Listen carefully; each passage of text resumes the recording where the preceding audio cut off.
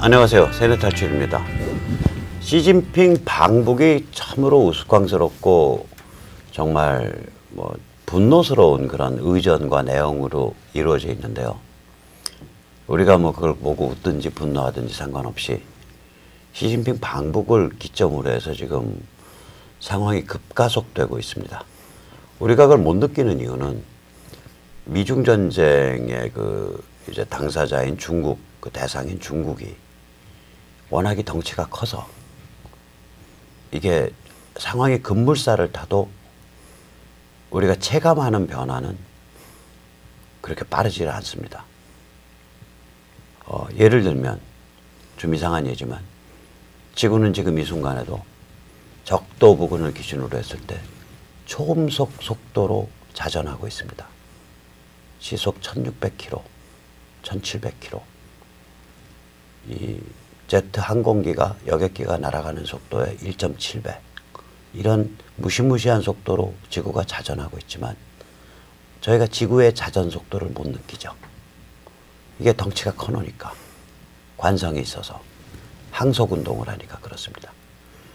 그와 좀 비슷하게 중국 역시 워낙 덩치가 큰 데라 미중 전쟁이 이렇게 가파르게 급가속되고 있지만 그 결과가 우리가 주의 깊게 보지 않으면 안 느껴지고 그냥 평온한 일상만 진행됩니다. 이러다가 어느 한순간에 평양 붕괴라는 무시무시하고도 기쁜 일이 펼쳐지는 수가 있습니다. 자, 이제 시진핑 방북 이후에 어떻게 급가속되어 가는지 경기대학교 조성환 교수님을 모시고 말씀을 듣도록 하겠습니다. 안녕하세요. 네, 안녕하세요. 폼 이빠이 잡고서 전바지 딱 한 자리 깔았습니다. 제가 이렇게 일본 말도 섞어서 쓰고, 이게 사실 일본 말이라기보다 노가다 용어예요. 노가다. 아, 그래요? 제가 현장 사람들하고 잘 놀고 그래가지고 말이 그렇습니다. 요번에 시진핑 방북의 의전이나 노동신문 기구나 이거 어떻게 보세요? 제 관점이나 보통 사람들은 아무 내용도 없어요. 없는데, 이 말하자면은, 어떻게, 조공 국가에 해당하는 평양에 가서 노동신문에다가 직접 기고를 해요. 근데 그 기고 내용을 보면은 유치찬란하잖아. 문장도 그렇고. 유치찬란하죠, 뭐. 아니, 아로새긴다는 단어가 5번인가 6번 나와. 아로새길 게 그렇게 많어? 그게 그냥 초등학교 한 5학년 무슨 글짓기 뭔지. 위원장님 위문 편지야. 아니면은 위원장님 얼마나 위문 편지가. 얼마나 고생이 많으십니까? 한 400년 전에 명청 시기에 황제가 내리는 그래도 그럴싸한 문장도 아니고 이건 도대체 감을 잡을 수가 없어요. 그러니까 아주 상스러운 문장으로 위원장님 위문 편지를 쓴 거야, 진핑이가. 그런데다가 첫 공식 행사 장소가 어디였지? 금수강궁전 아니었나? 맞죠. 모솔레 찾아갔잖아요. 모솔레움. 모솔레움. 참나. 진짜 누가 프랑스에서 공부 안 했다고 할까봐 모솔레. 아유, 돌아버려. 예. 시체 찾아갔죠. 시체 찾아갔죠. 그러니까 신전에 가서 김일성 행선교회 신전에 가는 게 첫 공식 행사였다고요. 강문 일정. 그래서 저는 그걸 보면서 아무런 내용이 없고 골똘히 생각을 해보니까 시진핑하고 김정은이가 국내적으로 엄청난 위기를 느끼고 있구나. 그래서 내부 단속용으로 갖고 지금 홍콩 사태다. 네. 그다음에 첨단 기술 전쟁과 화웨이다. 그다음 좀 있으면 금융까지 이런 말하자면은 이슈를 전환하는데 그 맥락에서 이해가 될 수 있고 그런 것 같으면은 다른 한편으로 보면은 미국이 자연스럽게 지금까지 해왔던 대북 혹은 대중국 말하자면은 제압, 압력, 봉쇄, 포위 이런 전략의 이 모드를 또 한 번 바꿀 수 있는 중요한 힌트를 미국한테 준 것 같아요. 그리고 나는 그게 읽혀져요. 미국과 북한과 김정은 북한과 네, 예. 시진핑 중국의 국내 상황이 저렇게 이상한 쇼를 해야 될 만큼 절박해지고 있다라는 걸 둘은 느끼는 거예요. 예. 둘 다 필요했죠. 그러니까 일단 미국이 너 참 평양 잘 갔어. 나 선물 줄게 해서 선물 일단 2개 딱 던졌거든. 던졌죠, 뭐. 하나는 뭐였냐면 중국의 서버 산업을 망쳐버렸잖아요. 그렇죠. 예. 그러니까 서버 칩을 만드는 AMD 예. 전 세계적 서버 칩 회사인 AMD와의 합작 회사인 서버 칩 생산업체 3개를 예. 기술 제재 가해버렸고 예. 그다음에 서버 만들 때 필요한 PCB 보드 업체 인민해방군 소유의 PCB 보드 업체를 기술 제재 가했고 예. 그다음에 서버 시스템 자체를 만드는 세계적인 회사 수곤을 기술 제재 가해버렸거든요. 그렇죠. 예. 그래서 이 5개 회사 딱 상대로 기술 제재 가해버리니까 이제 중국의 서버 산업은 망한 거예요. 그러니까 중요한 아주 첨단 부분은 주체 중화, 네. 첨단 말하자면은 주체 첨단 산업으로 가야 됩니다. 그러니까 중국 자체에서. 그 얘기는 조금 이따가 하고요. 그래서 서버 산업 망친 게 하나 100개 선물을 준 거야. 이제 너 평양 잘 갔다 너 잘했구나 상 준 거예요. 또 상을 또 하나 줬어요. 아주 중요한 게 좀 저기 주려고 준비하잖아. 뭐죠? 지금 금융구. 그 후단 개발은행 외 2개 예. 사실은 중국의 거의 한 탑 클래스 은행이에요. 탑 클래스 뭐 5위 안에 들어가는 은행인데 대북 그 유엔 제재 위반으로 해서 세컨더리 보이콧과 관련해서 예. 후단 개발은행은 지금 심사를 하고 있습니다. 예. 그래서 다른 2개가 있기는 한데 후단 개발은행은 아마 세컨더리 보이콧을 언제든지 트럼프가 실행을 할 수 있는 상태까지 딱 준비를 해놨어요. 이제 그렇게 하고 자 그런데 상황이 이렇게 이제 급물살을 타고 있는데 예. 우리 국내 언론 그러니까 주류 제도권이라고 말할 수 예. 있죠. 그러니까 대표 선수는 이제 조선, 중앙 뭐 이런 데가 대표 선수인데 이 주류 제도권의 인식은 굉장히 안이한 것 같아요. 아니할 정도가 아니라 뭐 상황은 급속히 돌아가고 그 파열이 엄청난데 그냥 외면하고 있는 것 같아요. 그리고 기껏 해봐야 우리를 둘러싼 이 강대국의 이권, 이익 게임 그 속에서 우리가 뭘 할까 뭐 이 정도 수준밖에 안 돼요. 이 게임의 구도를 어쨌든 그 추적을 해서 판도와 구도와 그다음에 우리한테 끼칠 수 있는 이 여러 가지 이제 영향 이 부분에 대해서 상당히 정말 심도 있고 치밀하게 계산을 해야 되는 게 이게 노멀한 건데 그게 없어요. 그러니까 그냥 사실 보도만 몇 가지를 해요. 엊그저께 예. 동아일보였나? 거기는 지금 미국의 기술 제재가 예. 아까 그 말씀하셨던 뭐죠? 중화, 예. 주체 기술 자립으로 나타날 거다. 그래서 오히려 중국의 기술력이 강화될 거다. 뭐 이런 얘기를 포린 어페이즈의 그 라스코이라고 듣보잡 친중 젊은 학자 그 에세이 빌려가지고 주절됐거든요. 예. 그 조선일보는 또 그리고 화웨이에 대해서 뭐라 그랬더라? 화웨이에 대해서 뭐라 그랬는데? 화웨이가 그 자체 OS나 OS를 충분히 개발해서 할 수 있을 거다 뭐 이런 식으로. 예. 근데 제가 다시 한번 말씀드리지만 저기 그 오픈 소스로 누구든지 갖다 쓸 수 있는 모바일 폰 OS가 최소 아무리 좁게 잡아도 2-3개. 그렇죠. 좀 많이 잡으면 6-7개까지 있습니다. 그렇죠. 예. 그 얘기 뭐냐면 폰 자체가 전화 걸고 뭐 메시지 받고 작동하는 것까지는 해요. 예. 문제는 뭐냐? 그 다음번에 그러면 따따따는 어떻게 할 텐데? 그러니까요. 각종 앱은 어떻게 할 텐데? 그러니까. 예. 거기 답이 없는 거야. 그리고 중국은 그러니까 스마트폰은 만들지 말라 이렇게 되는 거예요. 우리가 스마트폰의 기능들은 여러 앱들이 다 세계적인 앱들이 같이 작동하면서 작동하는 거잖아요. 그리고 또 뭐 포린 어페이즈에 또 요상한 글이 하나 쓸렸는데 트럼프가 좀 잘못 길을 들은 것 같아. 21세기의 이 현 상황에서 트럼프는 19세기적인 방법으로 중국을 길들이려고 하고 있다. 네네. 왜냐하면은 더 많이, 그러니까 말하면 집중적으로 중국은 국가가 중심이 돼서 첨단 쪽에 투자를 하고 해가지고 지금 괄목하고 성장을 했는데 과연 미국이 그랬는가? 뭐 이민이다 뭐다 하는 이런 이야기가 있고 말하자면은 지금 미국이 가지고 있는 해체에 대한 아주 그냥 물리적인 이 통합 노력, 그다음에 또 중국과의 싸움 뭐 이런 식으로 해서 19세기적인 방법으로 중국을 손대려고 하고 있다라고 해서 또 이제 뭐 잘못된 방법이다.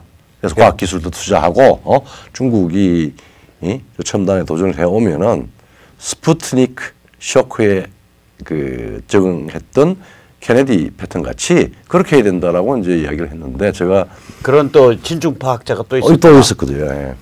도니 얼런인가 하는 친구인데 그 친구가 그렇게 이야기를 했는데 제가 그걸 보면서 그래 중국이 21세기 첨단 시대에 도전을 해서 미국이 19세기적으로 대응을 했다라고 이야기를 했는데 중국의 도발 그다음에 도전은 그게 과연 21세기적인 방법인가? 아니란 이야기예요. 그거는 16세기도 안 될 것 같은데. 그 진시 황제 시기죠. 진시 황제 2000년 전인데. 2000년 전에 BC 3세기 때. 그리고 뭐 기껏 올라와봐야 7세기의 당나라 수준이란 말이에요. 당나라 위대한 제국이었어요. 당나라 모욕하지 마세요. 아니 모욕하는 게 아니 3,500년 전 상 때 방식이야. 뭐 하여튼 어쨌든 상. 그러니까 중국의 시진핑과 시시피입니다. 중국인 전체가 그런 게 아니라. 아니 뭐 내부적으로 예컨대 무슨 소셜 크레딧 시스템으로 해서 국민들의 사생활을 다 조절하고 사회 신용제도, 제도, 그리고 디지털 레니니즘, 디지털 전체주의. 근데 그거는 뭐 디지털 동물농장. 아직까지 중국이 여러 가지 문제가 있으니까 내부적으로는 또 모르는데 밖으로 세계 통신 정보 전체를 다 중국이라고 하는 심장을 넣어서 다 중국의 공안의 심장에서 다 필터링을 해서 세계를 다 관장하는 빅브라더가 되겠다라고 하는 이런 무모한 도전을 했어요. 이 대목에서 제가 잠시 LGU 플러스에 대해서 공개적으로 경고하겠습니다. 이 통신사끼리 이제 광고를 하다가 LGU 플러스가 저희가 가장 빠릅니다 이런 광고를 때리니까 이게 과대 광고다라고 이제 다른 통신사에서 불평을 하니까 LGU 플러스가 그럼 실제로 재보자. 저는 굉장히 뻔뻔한 짓이라고 생각을 합니다. 그래요. LGU 플러스 장비는 화웨이예요. 화웨이 장비 쓰면서 다른 통신사에 대해서 통신 스피드 재보자. 아니 지금 화웨이 간첩 같은 소리 하고 있습니다. 그렇죠. LGU 플러스 회장 사장 그리고 LG의 그 양반들이 굿신가 헛신가 LG가. 굿이죠. 굿이 그 오나 집안에 경고합니다. 당신들은 친중파 간첩입니까? 정신 차리세요. 지금 쌍말로 말해서 대가리 쳐박고 사죄를 해야 될 마당에 우리 통신 장비 좋으니까 통신 스피드 재보자. 이게 지금 사람의 탈을 쓰고 대한민국 국적 가지고 할 소리입니까? 저희 몰려가는 수 있습니다. 자유시민들이 수천 명이 LGU 플러스 본사 앞으로. 알아서 처신하십시오. 우리는 뭐 지금 한국에 뭐 좌파든 우파든 우리 한국의 그 제도권 상류층들 혹은 지식인까지 포함을 해서 아주 못된 잘못된 상대주의를 가지고 있어요. 무슨 이야기냐 하면은 멀쩡한 친구가 뭐 미국에서 공부하고 뭐 하고 와서 한국 사회의 어떤 번영에 가장 좋은 또 수혜를 입는 사람들이 미국이 이렇게 이야기하는 건 뭐 사드 배치 미국의 이익 때문에 한 거고 그리고 뭐 미국이 우리한테 와서 뭐 나가라 그래. 즉 미국도 미국의 이익에 따라서 우리 소위 뭐 비대칭적 동맹을 하고 뭘 하고 해가지고 거기도 선과악 뭐 이런 건 아니고 이익에 따라서 움직이니까 미국도 이익의 제국. 그 다음에 중간에 중국이 그렇게 뭐 디지털 전체주의를 하든 아니면은 뭐 사람을 그냥 신장유구로 해서 뭐 장기를 적출해서 살아있는 사람들 뽑아가지고 그거 가지고 신장유구로 가는 파룬궁. 파룬궁도 하고 신장유구는 이제 거기도 노동수용, 교화수용. 근데 거기에서 그 사람들이 행방불명이 되면은 파룬궁하게 했던 방식으로 살아있는 상태에서 장기 적출해서 매매를 한대요. 그리고 지금 뭐 홍콩 이제 사태에서 보듯이 모든 말하자면은 이 CCP에 대해서 지금 공산당에 대해서 회의적이거나 비판적인 사람들을 지도자도 모르게 죽이고 사라지고 뭐 자, 그런데 그것도 하나의 뭐 중국의 하나의 강대국이다. 그러니까 우리는 어쩔 수 없이 강대국 두 강대국 자국들의 이익만 쫓는 두 강대국 사이에 있으니까 뭐 흑묘든 백묘든 간에 잘 해가지고 양다리 걸치고 있어야 된다. 우리가 객소리 하면은 자칫하면은 망한다, 죽는다. 아니면 우리가 객소리 해야 살 수 있다. 뭐 이런 방식으로 단선적인 생각을 해요. 이게 그 문명과 가치의 전쟁이라는 걸 모르는 거예요. 거죠. 네. 그냥 미국이란 강대국과 중국이란 강대국 사이에 상대적인 서로 똑같은 차원의 그렇죠. 그냥 어깨 싸움. 네. 이렇게 보는 거예요. 이게 우리나라 아니 그러니까 제가 지금 문재인이나 586 집단을 얘기하는 게 아니라 조선이나 중앙이나 이 그 제도권 언론 또 상류층 지식인 법조에 있는 사람 정치권에 있는 사람 다 이런 식이야. 그러니까. 그래서 이것들은 그냥 확 전부 그냥 빤스까지 베껴가지고 중국의 그 교화 수용소에 집어넣어봐야 전체주의가 뭔지 알래나 이런 생각까지 드는 거예요. 그래서 이게 말하자면은 우리가 너무 작다라고 하는 말하자면은 그 열등의식이 있고 밑도 끝도 없는 미국에 대한 피해의식이 있고 또 밑도 끝도 없는 중국에 대한 우호적 감정이 있어요. 예, 그 이상한 거예요. 그 이상한 거예요. 좀 엄격하게 해석을 하면 그렇죠. 이런 제도권 상류층들이 그러니까 이거 문재인 586 집단 얘기하는 거 아닙니다. 살만한 사람들이 결국 보면은 분단이 유지되면서 지금 자기들이 누리고 있는 입지 상대적인 그 지배적 입지가 유지되는 거를 원하는 거예요. 이 사람들은 분단이 붕괴하거나 약화되면 자기들이 누리고 있는 상대적인 우월적 입지가 재조정당하고 위협받는다고 느끼는 것 같아요. 본능적으로 그렇게 느끼는 것 같아요. 그러니까 두고 하나는 계산된 거고 변경을 하면은 자기들의 입장이 상대화되거나 아니면은 최근에 생겼던 탄핵 사태다 뭐다 해서 상당한 타격을 보거나 책임 추궁을 받을 역사적인 책임을 아마 져야 될 거예요. 거기에 대한 거기에 대한 계산 때문에 굉장히 지극히 기회주의적인 입장을 취하고 그러니까 있습니다. 미중 전쟁을 아예 개무시해버리고 트럼프는 쌍스런 장사꾼이어서 날뛰는 놈으로 치부하고 그 다음에 이제 뭐 그 북한 분단이나 이런 구조는 계속 그냥 갈 거라고 생각하고 이런 그 망상 세계에서 살아요. 그렇죠. 조중동 포함하는 우리나라 제도권 상류층 지식층이 전부 그래요. 그러니까 조중동은 사실은 지금까지 대한민국의 밤의 황제가 아니라 영원한 제국이었습니다. 근데 이제 그 지위를 계속 지속하겠다라고 하는 거 그거 분단 상태나 미국과 중국이 티격태격하면서 분단 상태에서 있는 게 훨씬 더 그 입지를 유지하는데 유리하다고 판단할 수 있다고 오해를 할 수 있죠. 뭐 그 사람들이 오해하는 거죠. 네, 그렇지. 유리하게 판단하고 유리하다고 오해하고 있는 거죠. 오해하고 있는 거고. 그러니까 잘못 착오를 할 수 있죠. 아니 근데 오해가 아니라 맞을지 몰라. 내가 방씨고 내가 홍씨인데 내가 대한민국의 가루가 되든 망가지든 말든 내가 조선일보와 중앙일보의 권력이여 영원하라 이런 영향력이여 영원하라 이런 관점에서 생각한다면 나도 트럼프 싫어할 것 같고 나도 미중전쟁 싫어할 것 같고 나도 북한의 붕괴를 싫어할 것 같아. 근데 우리가 아까 모두에서 말씀하셨는데 나는 다행히 근데 조선일보나 중앙일보 오나 집안이 아니야.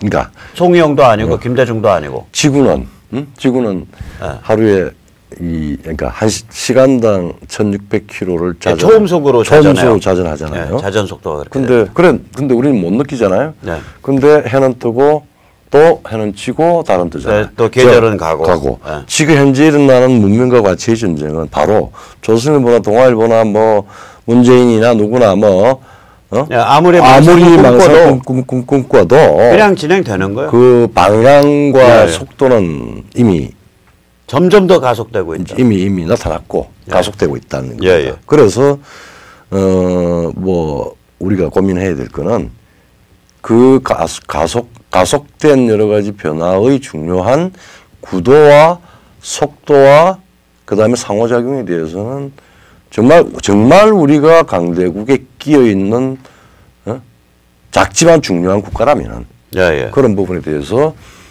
지금 방식을 좀 탈피를 해야죠. 근데 이 대목에서 이제 요번에 이제 자유한국당 황교안 대표도 좀 잠깐 비판을 하고 넘어가야 될 것 같은데. 그것도 그렇죠. 예. 이 자유한국당 황교안 대표의 특보가 이제 호남 분이죠. 김현장 씨. 예, 김현장 씨. 이분이 원래 글쟁이죠. 예, 예, 예. 이분 70년대에 굉장히 유명한 사건을 한번 다뤘는데 70년대 후에. 내가 최근에 뭐 들어보니까 무등산 뭐 타잔 사건이라고. 예, 예, 예. 굉장히 참 그 참혹한 사건이었는데 그거를 그 뭐 구체적으로는 이야기를 하면은 강돈지 누군지 뭐 들어왔 침입을 했고. 아니 그게 아니고 이게 박흥숙인가 박흥선인가 하는 양반이에요. 그 사건을 저지른 사람이 무당집 아들. 무당집 맞아요. 무당집 아들인데 이게 무등산에 있는 무당집이에요. 그러니까 무허가집이죠. 그래서 시에서 철거를 권유하다가 철거를 안 하니까 용역을 보내서 철거를 한 거예요. 그 시비가 붙었어. 그렇죠. 그러니까 그 아들 박 씨가 평소에 무술을 단련하는 사람이에요. 그렇죠. 순식간에 그 용역 직원을 제압을 하고 묶어서 구덩이에 밀어넣고 죽이고 그 노가다에서 쓰는 오한마라고 있어요. 망치대가리 이만한 거, 자루 긴 거. 오한마로 골을 쳤어. 해골을 빠개서 죽였다고. 3명인가 4명. 그게 참혹한 사건인데 그 당시에 이 김현장 씨가 젊었을 때 20대 뭐 한 중후반쯤밖에 안 될 나이인데. 설만 작가죠. 아니, 르뽀 기자였는데 이 무등산 타잔의 이 살인 행각을 가난한 자, 억눌린 자의 생존권 투쟁으로 해서 굉장히 정당화 시켜주는 그런 감동적인 르뽀를 썼어요. 그렇구나. 그게 그래서 이 김현장 씨가 그때 뜨기 시작한 사람이에요. 그러다가 몇 년 후에 이 사람이 부미방이라고 불리죠. 부산 미문화원 방화 사건. 거기에 이제 연루가 됐죠. 그 최근에 이 사람이 월간 조선에서 이 사람은 이제 황교안 대표가 바로 발탁한 사람이 아니고 MB 때부터 이쪽에 와서 놀았어요. 그러니까 광주 운동권들하고는 관계가 아주 안 좋고 MB 때부터 이제 그 이른바 보수 진영 쪽에 언저리에서 와서 놀았어요. 그랬다가 박근혜 정부 때 그 한광옥이라고 있었죠. 국민통합위원회인가 그 MB 비서실장했고 박근혜 정부에 DJ 때 비서실장을 했고 DJ 때 비서실장했고 박근혜 정부 때 그 국민통합위원회 위원장을 했고 그 한광옥 밑에 국민통합위원회 위원으로 있었어요. 그러다가 이 사람을 이제 호남표를 벌어보겠다는 심산지 황교안 대표가 이제 특보로 잡아 올렸는데 이 사람이 이제 그 요번에 월간조선에서 한 거 내용을 보면 발언을 한 내용을 보면 정말 그러니까 저희 입장에서는 가관이에요. 그렇죠. 한번 말씀을 해주세요. 어떤 게 아까 보니까 뭐지?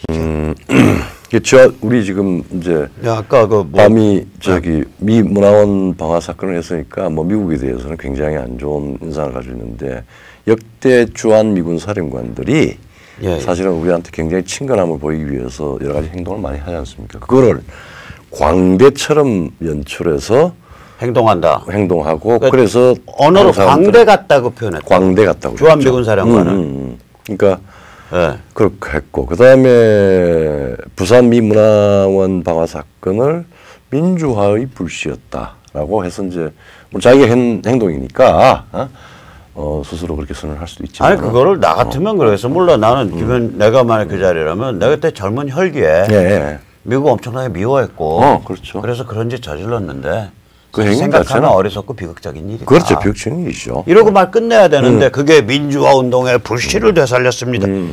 돌아버려요. 그 다음에 또 뭐라 그랬죠? 우리는 그 대한민국은 하여튼 뭐 국격도 높고 자존심이 강한 나라이기 때문에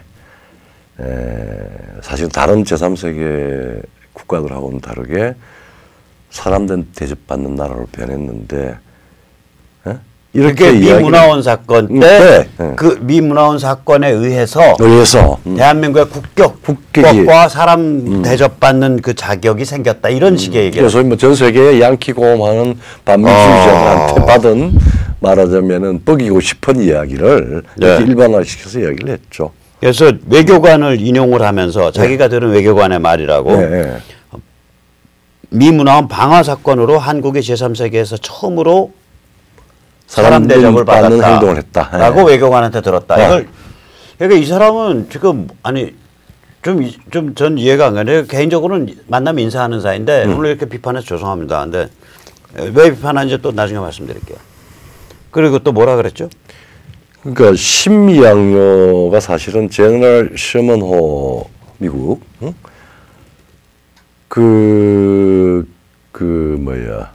신미양요를 이제 우리 강화도에서 물리쳤다라고 하는 걸 미국의 코를 납작하게 한 사건이었다. 뭐 이런 식으로. 그러니까 자기가 검사한테 들었는데 검사가 하는 말이 당신이 저지른 부산 미문화원 방화 사건이 신미양요 이후에 최초로 양키들의 코를 납작하게 눌러준 사건이다. 라고 검사가 말했다.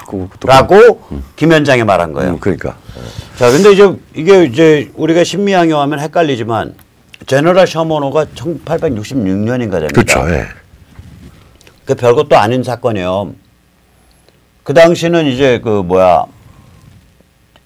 대원군이 척화비를 세웠잖아요. 그렇죠. 예. 비전즉 화, 화즉 매국이에요. 예. 그러니까 싸우지 않으면 싸우지 않는 놈은 반란이다예요. 그렇죠.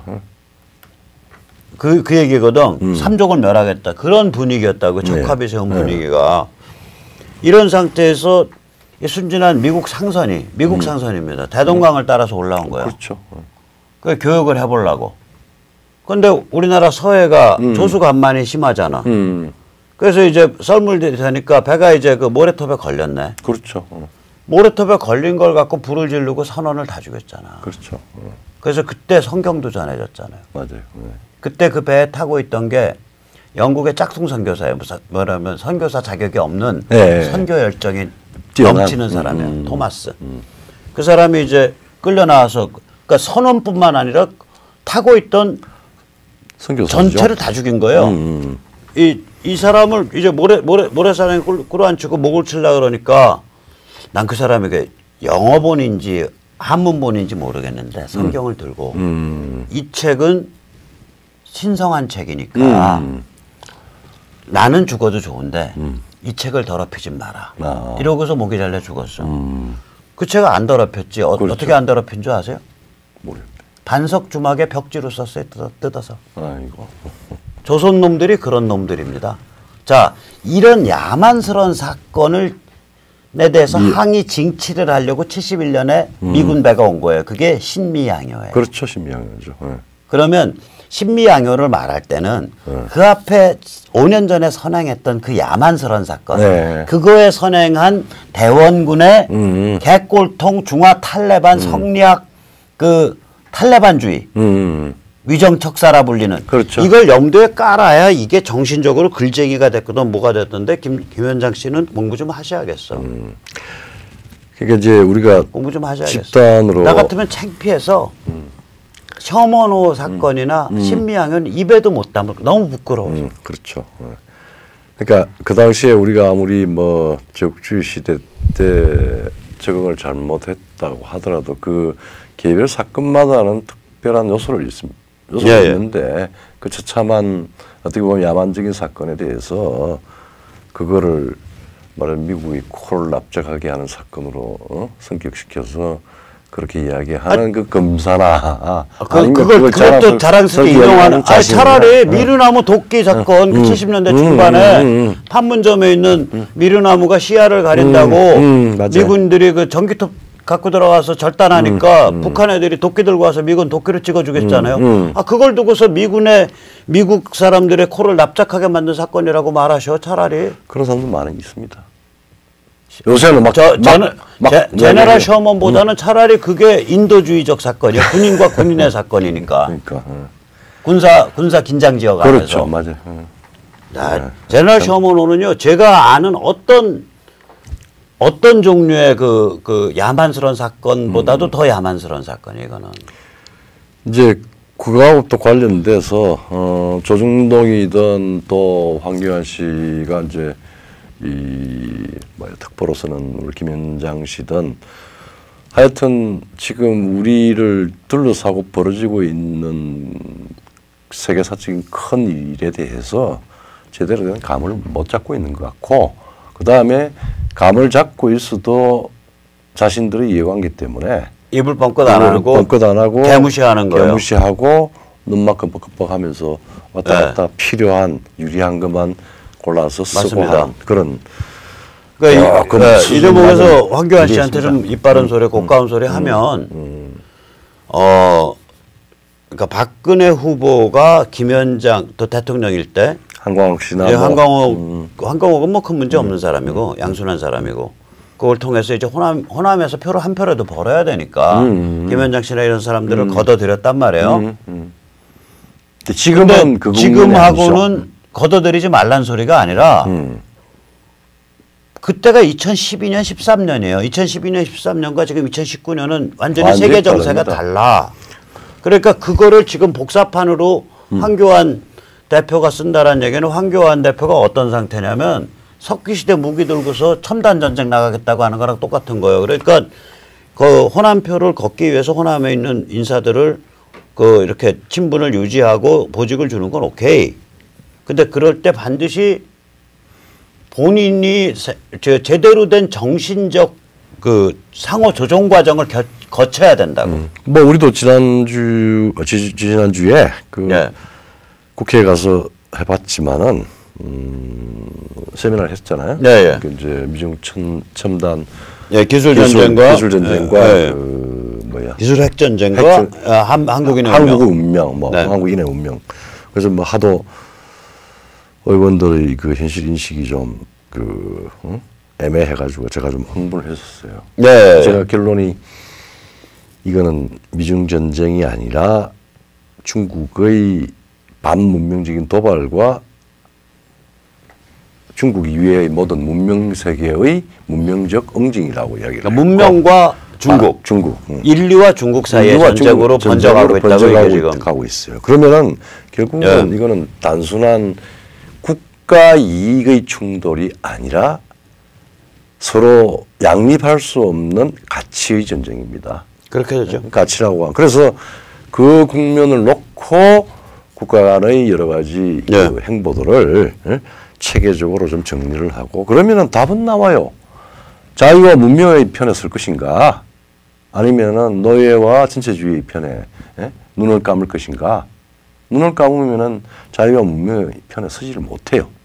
그러니까 황교안 씨는 뭐 독실한 기독교 신자라시니까 저는 교회 문턱 바깥이지만 그 성경에 손을 얹고 성경을 품에 안고서 물어보세요. 자유와 문명의 편을 서야 됩니까? 하나님 아버지. 아니면은 전체주의와 북한 영생교의 편에 서야 됩니까? 그래서 그러한 의견을 가지고 그 김현장 씨 같은 사람 정확하게 튜닝해서 쓰시라고. 쓰시는 건 좋아.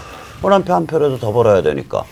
아직까지 뭐 지금 뭐 하시는 건지 모르겠어. 그리고 무슨 정치 지도자 하겠다고 튀어나오신 거예요. 그러니까 지금 보면은 자유한국당이 어쨌든 간에 위축은 되었지만은 한국의 자유민주파 혹은 자유우파의 중요한 지금 그 축이잖아요. 그러면은 축답게 놀아야지. 축답게 놓고 그 축을 전진하고 지금 말하자면은 위축되고 괴물된 상태를 벗어나서 다시 수권을 해서 집권을 해서 지금 말하자면은 후퇴하고 있고 해체되고 있는 대한민국에 거의 역사적인 범죄를 저지르고 있는 세력하고 싸워야 될 거 아니야. 그리고 이게 밖에는 문명과 자유, 소위 동아시아 자유와 문명의 전쟁이 지금 시작이 됐어요. 그러면은 밖의 큰 흐름에 어떻게 접속할 것인가를 자나깨나 고민하면 답은 나옵니다.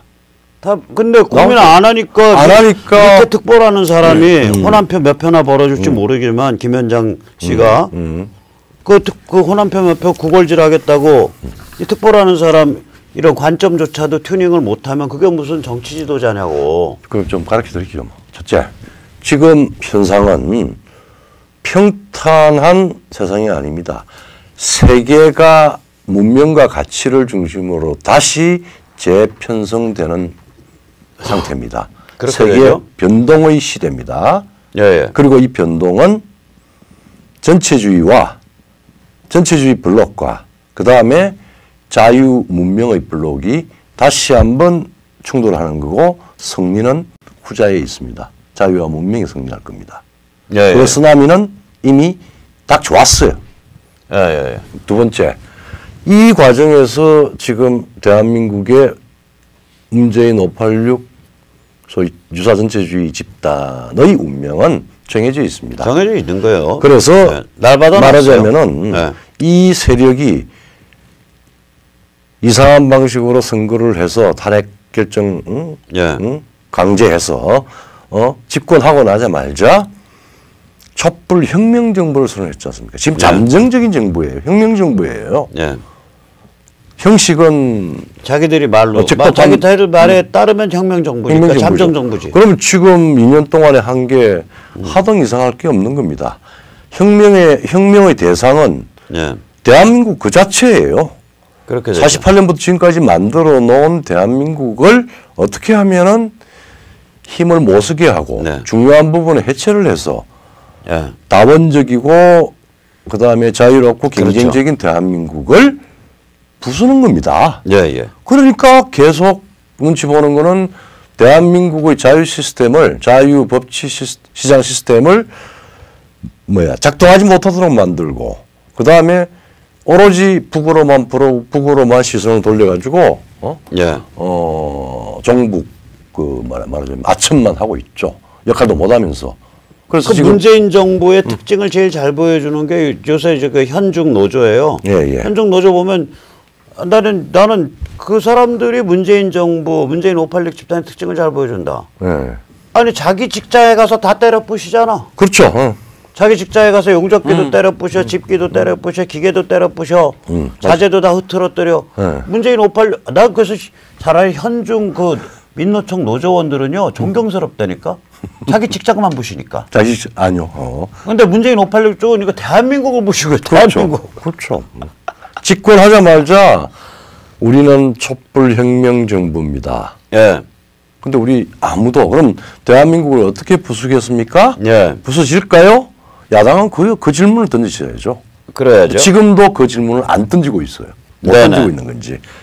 그리고 이제 계속 네. 판문점 회담도 하고 북도 가고 하면서 네. 북한의 중재자가 되겠다 비핵화에 뭐 했는데 예. 바로 어제죠. 참 평양에 그 외무성의 국장이 예. 아주 그냥 남조선에 대해서 혹은 문 대통령에 대해서 아주 입에 담기 힘든 개무시의 발언을 했어요. 제가 한번 읽어볼게요. 예. 그게 권 국장인데 권정근이. 권정근이. 예. 예, 권정근이는 조미 관계를 중재하듯이 여론화하면서 몸값을 올려보려 하는 남조선 당국자에게 한마디 하고 싶다. 아이고. 문재인에게 한마디 하고 싶다 이거지. 그렇죠. 광팔고 있는. 조미 대화의 당사자는 말 그대로 우리와 미국이며 네. 조미 적대 관계의 발생 권한으로 보아 남조선 당국이 참견할 문제가 전혀 아니다. 예. 그리고 지금부터는 정말 참 그렇습니다. 예. 지금 남조선 당국자들은 저들도 한판 끼어 무엇인가 크게 하고 있는 듯한 냄새를 피우면서 네. 제 설 자리를 찾아보려고 북남 사이에도 여전히 다양한 경로로 네. 그 무슨 대화가 진행되고 있는 듯한 냄새를 풍기고 있는데 예. 남조선 그런 말하자면 북한하고 무슨 한마디로 실체도 없이 허풍만 치고 있는데 네.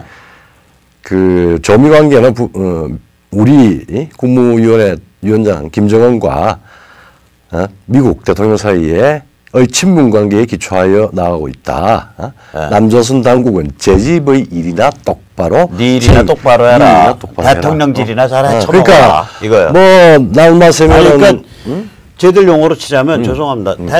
남조선 대통령질이나 잘 해쳐먹어라. 이제 대통령이 이거야. 근데 우리 대통령은 대통령실을 잘 해먹는데 평양을 김정은이한테 잘 보이면은 표가 된다고 생각하는 건지 아니면은 무슨 지령을 받고 하는 건지 요새 지령도 안 준다는 거 아니에요 이거는. 응? 지령도 없다는 거 아니에요. 우리가 무슨 뭐 지심도 안 주는데 니 혼자 왔다 갔다 제가 언젠가 말했잖아.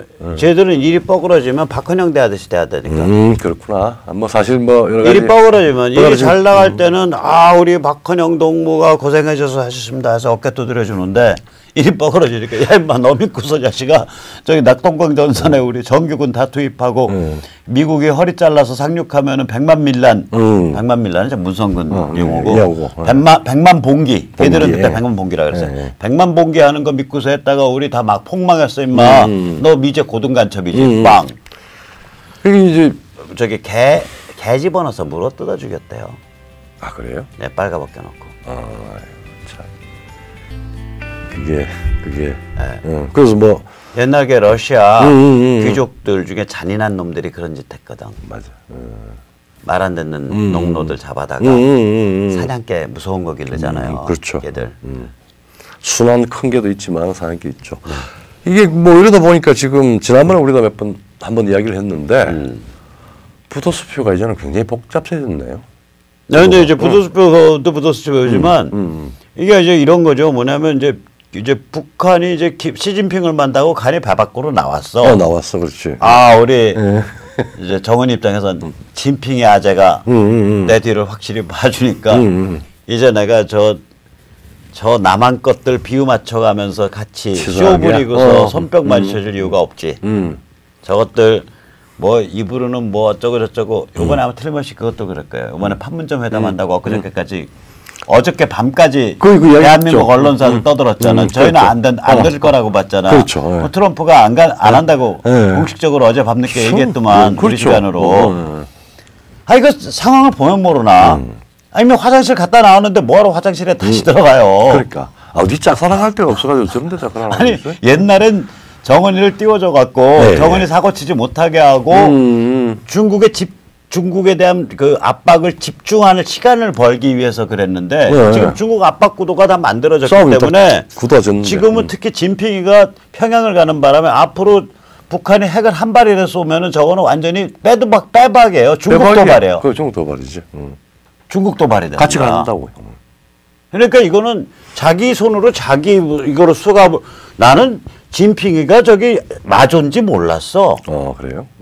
걔 섹스할 때 침대에다가 수갑 차고 다 묶어놓고 여자 보고 때리라 그러는 애 것 같아. 그걸 보니까? 아니 자기 손으로 자기가 수갑을 차잖아. 맞아. 마조 아니야 마조키스트. 마조키스트. 나는 동북아시아 SM 협의회 회장 하시면 될 것 같다. 자, 이러다가 나 이제 큰일 나. 그러니까 이제 큰일 나. 우리 저 유튜브 중국에서 많이 보고 있어요. 그래서 아니 상관없어요. 평론이니까 공인에 대해서. 근데 이제 아니 비유야 저는 비유입니다. 그러니까 allegorically. 혹시 이거 유튜브 검사하시면 I was just talking about a very allegorical comparison. 오케이. I'm not meaning it. 잘 들으셨죠? 유튜브 관리하시는 분. 만약에 이것 때문에 저를 징계하시면 전 유튜브 본사와 페이스북과 트위터에 모든 걸 다 씁니다.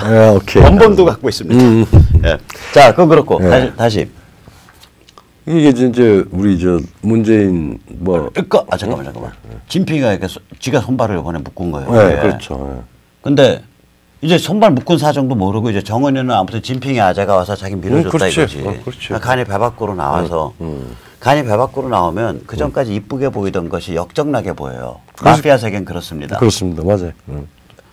불과 며칠 전까지만 해도 그래도 우리 제인이 동지가 밤낮으로 어떻게든 한반도의 긴장을 완화하고 어떻게든 미국을 내다바이 쳐보려고 앞전을 그 앞에서 잘 뛰고 있지. 이러다가 어제 대통령이 또 그 아침하려고 발언을 했잖아요. 영변 원자로만. 그게 중요하다. 나는 문재인이 핵 전문가인지 처음 알았는데. 그게 아니고 그건 뭐 아마 평양을 의식한 네. 발언 같은데 건국장이 아주 네 일이나 좀 하지. 응?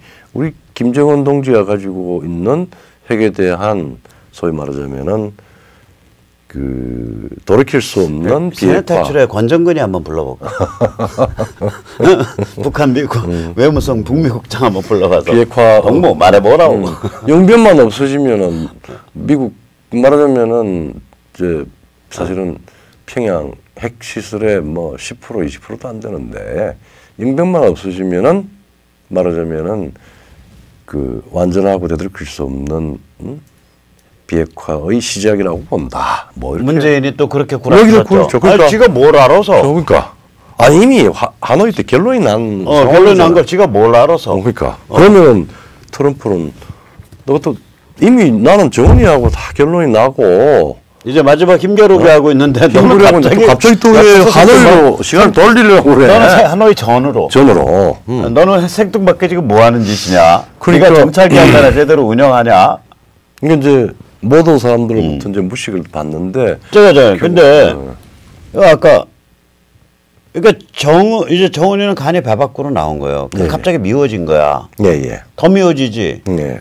그러니까 야 이 새끼 박헌영 같은 놈아 이렇게 나오는 거야 태도가. 지금 이게 지금 북미국장 얘기요. 권정근 얘기 다른 말로 표현하면 계절 용어로 표현하면 너 미제 간첩도 못하는 새끼 아니야? 이렇게 이 얘기라고요. 그렇죠. 심각한 아주 너 박헌영이는 미제 간첩을 했어 그래도 너는 미제 간첩도 못 되는 거네. 이놈이 웃긴 놈이네. 이 소리가 돼요 이게. 그러니까 이걸 이 정도 모욕을 당하고 우리가 살아야 됩니까? 내가 문재인 대통령 가깝게 정말 악망합니다. 이 정도 모욕을 당하셨으니까 저기 휴전선 다시 굳게 지키시고 다시 방첩 활동 제대로 하시고 다시 NLL 제대로 지키시고 그리고 가능하면 참수작전 부대를 투입하셔요. 그 무기 다 어디 빼돌렸다면 다른 부대로 다 그렇죠. 다 줘가지고 해체시켜 버렸다. 참 황당한 거예요. 황당합니다. 네. 뭐 아주 그 나라님에 대해서 좋은 요청하셨습니다. 나라님? 쟤들 나라. 쟤들 나라. 오케이. 우리나라 아니야. 네, 쟤들 나라.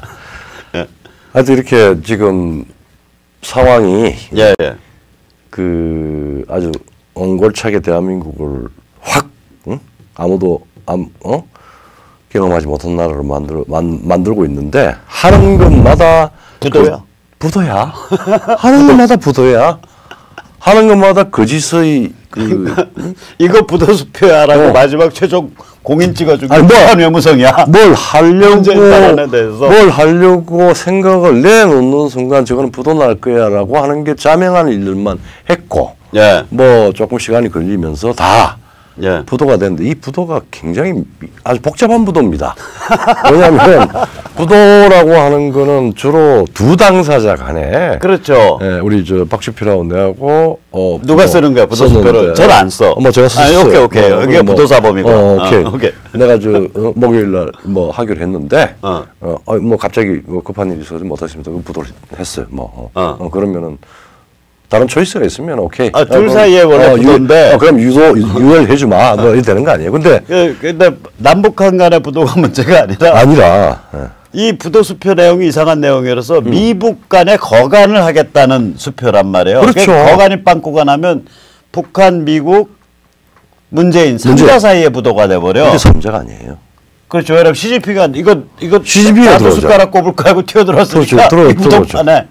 그러니까 갑자기 저기 채권자는 뭐 북한하고 김정은이하고 트럼프라고 많이 칩시다. 실수를 했어. 근데 진핑이도 나도 이 부도판에 끼어들 거야. 그다음에 아베도 끼어들어가지고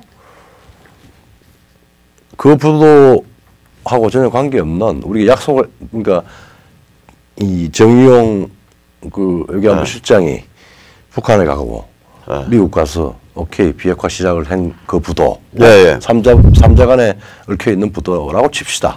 근데 갑자기 시진핑이가 야 문재인이 네가 했는데 아무 일도 안 되고 그러니까 내가 챙겨야 되겠어 이러면서 북에 가서 문재인이 너 부도 냈으니까 나가 그러고 그다음에 아베는 그 다른 우리 저 일제 보상 대법원 판결 징용 대법원이 폭도예요? 대법원이 폭도. 그러니까 아베가 들어와서 오케이 북미 대법원이 폭도야. 대한민국의 이 3자 수표에 다른 사안을 가지고 청구를 해. 그러니까 부도난 집에 원래 그 벌처들이 덤비거든. 그렇죠. 예.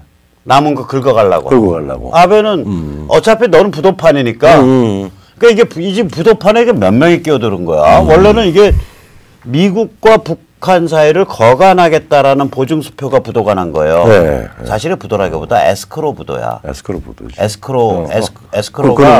에스크로가 둘 사이의 거래를 중간에 제3자가 보장해 주는 게 에스크로 서비스거든. 그렇죠. 예. 에스크로 서비스가 자빠진 거예요. 자빠진 거죠. 근데 너 자빠졌어라고 최종 선언해 준 거는 트럼프가 아니라 평양이야, 김정은이야. 야, 너 자빠졌어. 너 에스크로 이제 폐업해야겠다. 그러니까 그걸 또 재폐업 시켜라라고 옆에 와서 푹 찔른 건 시진핑이야. 그러니까 아베는 눈치가 빨라갖고 저거 에스크로 자빠질 것 같으니까 너랑은 딴 얘기만 할게. 딴 얘기만 할게. 그냥. 북한 얘기는 필요가 없어. 너희 대법원 뭐 코드 맞춘다는 이사관 대법관이라는 야간치들 내세워갖고 이사관 짓 해놨는데 우리 싫어. 그거부터 풀고 그 다음에 뭐 다른 얘기 하든가 말든가 해. 이쪽에서 왜 돈으로 처리하자고 뭐 슬쩍 이야기하려고 그러니까 뭐 안 된다고. 그게 말이 안 되는 얘기예요. 그러면 한일 협정으로 다 끝난 얘기를 갖고 그러니까 잠깐만 이게 대법원이 폭도질을 한 겁니다. 그렇죠. 코드 맞춘다고. 그래서 이 대법관 복 입은 것들을 멱살을 잡고 다 끌고 나가야 돼 지금 저기 공항으로.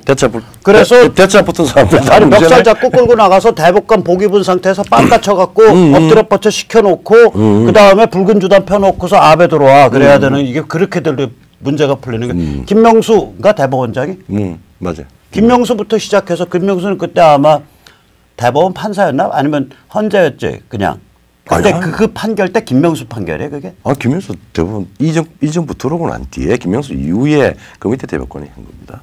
그러니까 김명수부터 해서 대법관들 다 꼭 법관복 입은 상태여야 돼요. 그러니까. 멱살 잡고 딱 끌어내다가 인천공항에 딱 도열시켜놓고 빠따 쳐갖고 엎드려 뻗쳐 시킨 다음에 앞에다 붉은 주단 쫙 깔아놓고 아베 오고 들어오라 그래야 돼. 양승태 소위 말하면 재판 양승태가 그거잖아. 그것 때문에 사실은 양승태 친일파라고 얘기하는 거 아니야? 그러니까 양승태가 사실은 사실 대법관을 법을 다루는 가장 최종의 권위에 있는 사람을 재판 거래로 검찰에 출두를 시켜서 온데 쑤시면서 이야기를 했던. 아무튼 뭐 윤석열이 앞으로 그런 걸 더 잘하겠지 뭐. 조국까지 끼면 더 잘할 텐데. 참. 흠집이 참 많은 사람들이 저렇게. 그러니까 우리가 자유혁명을 한다든지 혹은 뭐 혁명이 아니더라도 아무튼 정치 쓰나미가 일어나면 판사들의 상당수는 옷을 벗겨야 돼요. 그래요? 헌법재판관까지. 그래서 이렇게 이제 오늘 집단이야. 이제 뭐 시진핑은 배째라 그러고 이제 나왔고. 그 시진핑 배째라는 소리지 미국한테. 미국한테 배째라는 소리죠. 나 그냥 북한 끼고 버틸 테니까. 그래서 내가 왜 갔나라고 생각을 해보니까 우리가 거의 한 뭐 7, 8개월 전에 한 1년 전에 우리 박주필께서도 많이 이야기를 하고 미국이 중국하고 본격적으로 이제 말하자면은 이제 손을 볼 때 혹은 북핵의 비핵화를 할 때 이게 군사적인 요소가 불가피하게 말하자면 고려가 돼야 되는 상황인데 만약에 북한을 접수를 하게 되면은 중국이 어떻게 할 것인가. 그리고 중국이 시진핑이가 혹 북한에서 어떤 미국이 북한을 군사적으로 접수하는 것에 대해서 내심 바랄지도 모른다라고 하는 걸 배제할 수 없다 그런 이야기를 했잖아요. 뭐냐면은 그러니까 상황을 극단으로 몰고 가는 게 단기적으로는 숨통을 틔워줄 거다. 그러니까 이제 말하자면 지금 권력에 지금 미국과의 영토 지정학 전쟁, 그 다음에 무역 전쟁, 그 다음에 기술 전쟁, 그 다음에 지금 금융까지 나오고 있어요. 뭐 이런 상황에서 보면은 시진핑은 국내 입지가 점점 줄어들고 자칫하면 실각할 수도 있어요. 그렇죠. 이럴 경우에 시간을 벌기 위해서 평양에 어떤 사태가 일어나는 걸 이용할 수가 있는 거예요. 그러니까 그냥 노골적으로 말하면 원래 진핑이나 태자당이나 인민해방군의 범터를 해야 될 일은 뒤로 어디까지 펄쩍 물러설 거냐. 그렇죠. 그러니까 이게 공산당 일당 독재가 아니라 다당제까지 가야 되냐. 그다음에 이란, 북한, 베네수엘라 다 손절매해야 되냐. 남사군다 다 손절매해야 되냐. 네. 이러한 전략적 용단. 그렇죠. 전략적 후퇴에 관한 용단을 둘러싸고 인민해방군의 범털들 다 모이고 태자당도 다 모여서 또 그전에 뭐 상해파도 상해파도 다 모여서 머리 맞대고서 블루프린트 그리고 자 그러면 진핑이 하재 진핑이 형 형은 좀 물러나야겠다. 가택연금 정도로 하자. 다른 무슨 뭐 재산 부정 축제 뭐 이런 걸로 해서는 욕을 안 보이게 옛날 조자양이 하듯이 조자양은 죽을 때까지 가택연금이었지만 진짜 책임지고 진핑이 하재가 물러나는 걸로 하고 그리고 10년에 걸쳐서 그러면 자유민주주의 흉내를 내자. 뭐 이런 그다음에 뭐 북한은 손절매하고 뭐 이런 걸 블루프린트를 딱 가지고 그다음 미국이랑 딱 얘기가 돼야 이게 되는 거거든. 그렇죠. 결론이 나죠. 근데 얘들이 그걸 못하는 애들이야. 오죽지지라면 가서 금수산공전 남해 그 아무것도 아닌 그 위성국가의 영생교 신전 이거 뭐랑 똑같으냐면 교황이 로마의 교황이 백백교 그 연쇄살인한 백백교 신전에 가서 인사한 거랑 똑같다니까. 그렇죠. 그러니까 그 내용은 그거로 보면은 야, 나 그거 보고서 이게 이 대리까지밖에 안 나요, 머리가. 그러면 이거 못 물러서 하는 거 펄쩍. 그리고 그럼 얘들은 무슨 꾀내겠어. 야, 북한 보고 네가 나가 죽어라. 네가 나가 죽어라. 네가 나가 죽어라. 그럼 북한 미국 침공해갖고 두들겨 맞아가지고 미군 들어오면 1년은 벌잖아, 시간을. 그렇죠. 뭐 1년 아니라 2, 3년. 2, 3년 벌죠. 왜냐하면은 저 흉악한 미제가 우리의 맹방을 점령했다. 우리 중국인들이여 단결하라. 그 정도 되면 만리장성을 쌓고 저 미제의 침략을 막아내자. 그러고서 같이 굶어 죽자고 이제 나오고 자기는 먹는 거지. 사실은 시진핑이가 근 1년 동안 싱가포르 회담 직전에 5월 18일인가 왜 그 무역전쟁 시작이 됐죠. 1년 동안 국내에서 조용했습니다. 조용했고 그 6.12 그 하고 난 뒤에 김정은이 2번 불러가지고 야 얼마 적당히 해 라고 하는 정도 하다가 요번에 확 튀었단 말이에요. 배째를 하나 나왔잖아요. 배째라죠. 그 이야기는 중국의 국내 사정이 우리가 생각하는 것보다는 훨씬 더 심각하다라고 하는 그런 겁니다. 거 굉장히 심각한 거예요. 그리고 뭐 밖에 지금 홍콩 쇼크 뭐부터 해가지고 겉으로 지금 중대한 사건이 지금 발생된 건 아닌데 안에 있는 이 말하자면 중국 화약의 심지가 막 작동하기 시작하는 거예요 지금. 그러니까 권력, 경제, 그 다음에 뭐 권력 투쟁, 경제 위기, 체제 위기, 그다음에 민심의 반란, 민심 동요 이런 게 심각한 얘기예요. CCP와 중국 공산당과 중국의 군인들이 그걸 다 감당하기 힘들 거다라고 하는 위기의식이 있는 거예요. 뭐 이 와중에 한 1년 시간 벌려고 이거랑 뭐 똑같으냐면 근데 북한이 막상 진짜로 해방됐어. 자유민주주의로 한 1, 2년 사이에 확 발전했어. 이제 중국 애들은 그러지 못할 거라고 생각하지. 경멸하니까. 그렇죠. 진짜 그런 일이 벌어지고 나면 그때는 중국이 지금 당하는 충격보다 더 큰 충격을 당해요. 아, 그럼 뭐 완전히 거의 분리 상태다. 저는 어떻게 생각을 하냐면 시진핑이 정말로 한 2년 시간 벌라고 지금 북한에 대한 미군 침공을 유도하기 위해서 북한을 강경으로 꼬셔내고 있다. 뒤에서 슬슬 바람 넣어서 만약에 지금 이 스토리잖아. 지금 조 박사님 말씀하신 아니 이제 의도하지 않았던 결과가 그렇게 될 수 있다는 거죠. 만약에 그런 스토리가 맞다면 비유적으로 말하면 이거 뭐냐면 전 또 난잡한 머리가 이렇게 난잡하지. 이게요. 그 몸 함부로 굴리는 여자들이 신체 포기각서 쓰고 월 이자 10%짜리 돈 쓰는 거랑 똑같아요. 그렇죠. 그래서 1,000만 원 빌리면 일단 1,000만 원 쓰니까 소문 넘어가지. 상환 기일 닥치면 어떡할 텐데. 1년 후에 쓰면 원리자가 10%면 그게 한 3,000만 원 될 텐데 복리가 2,500만 원. 아이고 참. 3,000만 원. 그렇습니다. 그게 그래서 그런 가능성까지 염두에 두고 계산을 한다 그러면 우리가 지금 이렇게 그냥 중국도 미국도 중국도 아니고 미국도 아니고 지금 이럴 상황이 아니에요. 근데 뭐 이 구도에 치열한 그 상황을 잘 봐야 돼. 구도를 잘 봐야 돼요. 그러니까 지금의 구도는 뭐 그냥 옆에 큰 놈들의 싸움에 적당히 눈치 보고 그럴 수 있는 상태가 아니라는 겁니다. 이거는 근데 나는 이번에 그 시진핑 배짜라 이거 보면서 야 진핑이 아재가 와서 양정철한테 좀 배워야 되는데 이 생각이 들더라고. 그 양정철 아니었나 노무현 때 배짜라고 말한 사람이. 양정철이 무슨 비서관 했었죠 노무현 때. 통일비서관인가 뭐 했어요. 문화환경 비서관인가. 문화환경 비서관 통일도 했을 겁니다. 네, 근데 맞아. 문화적인. 그때 문체부에서 관료가 말을 안 들으니까 이 전화 통화하다가 배짜 달라는 말씀입니까? 배짜들이죠 그랬다고. 그래요. 그런데 이게 이제 뭐 거의 조폭 산마의 영화에 나오는 대사죠. 그렇죠. 조폭 산마의 영화라고 아실려나 모르겠다. 압니다. 조폭 산마의 영화 나오는 대사인데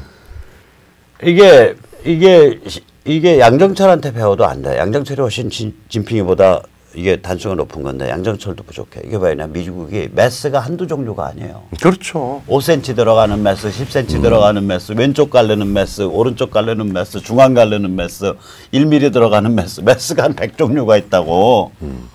그러니까 자기 딴에는 이렇게 배를 쪄서 나는 그 다음에 이렇게 꼬매면 된다 머릿속에 생각하고 배짜라 하는데 그 배만 째는 게 아니거든 얘들은. 그러니까 지금 시진핑의 참나 황당하가 되니까 특히 평양에 발을 들어놓은 순간에 완전히 엮인 거예요. 미국의 옵션은 훨씬 더 다양해졌습니다. 훨씬 더 다양한 거라고.